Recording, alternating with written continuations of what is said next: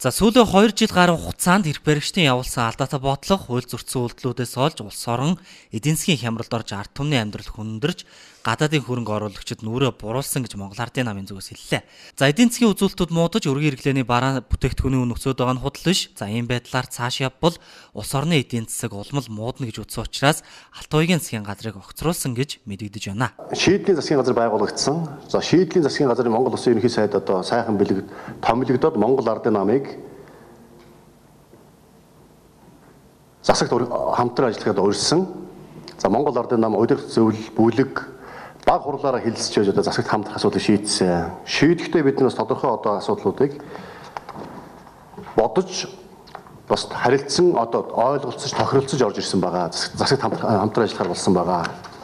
За үүнд өнөөдөр хэрвээ Монгол Ардын нам энэ засагт орохгүй бол эдийн засгийн уналт, эдийн засгийн хямрал улам даамжрах юм байна. Ард иргэдийн амьдрал улам хүндрэх юм байна.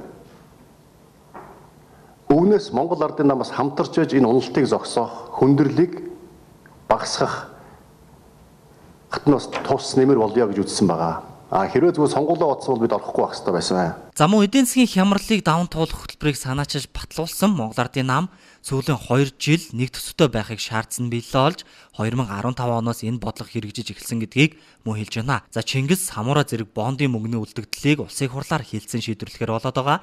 За нэг төсөвтэй болсон нь бондын зарцуулалтыг улсын хурл хянаж ард түмэндээ мэдээлж явах боломжууд нэгдсэн гэж үзэж байна. Эдийн засаг бол маш хүнд байдал, хямралт байдалд орсон гэдэг бүгд хүлээмжшөөрсөн. Энийгээ дагаад эдийн засгийн гол тоо баримтууд дээр бас бид нар нэгдэх нэг тоотой, нэг ойлголттой болох чиглэл рүү нэлээ хамтсан ажлууд хийгдэж байна. За эдийн засгийн хямралаас гарахын тулд шатраас хэдэн арга хэмжээнүүдийг бид нар авч үзэх ёстой гэж улсын хурлд Монгол Ардын намын бүлэг үзсэн. Нэгдүгээрт бол энэ оны төсвөөс эхлүүлээд бид нар хэмнэлтийн горимт шилжих ёстой. Ерөн сүүлийн эх жилүүдийн энэ 2 жилиг бол бид нар хэмнэлтийн горимтойгоор төсөв батлах ёстой гэдэг ийм байр суурьтай ажилласан. Ийм ч учраас манайхаас хамлагдсан шинэ сангийн сайд гарч ирээд бол нэлээ одоо хэмнэлтийн горимт санал болгосон ийм төсвийн тодтолыг өргөн барьж хилцүүлж батлуулсан гэдгийг та бүхэнд хэлэх ёстой. За энэ төсөв хилцэх хүрээнд бол бид нар бас манай бүлгийн санаачлагаар төсвийн ажил үйлчлэгийг үүсгэх мөнгө авч чадаагүй байсан 100 гаруй аж ахуй нэгжийн хөрөнгө оруулалтын санхүүжилтийн асуудлыг бол бас шийдвэрлэснийг энд хэлхэн зүйтэй байх. За мөн түнчлэн 2015 оны төсөв батлагтай холбогдуулан төрийн албан хаагчдын цалин ахмад насны тэтгэвэр тэтгэмжийн 30% хүртэл хуваар нэмэгдүүлэх шаардлага тавьсан эхний ээлжин тэтгэврийг тодорхой хуваар нэмэхээр болоод байгаа.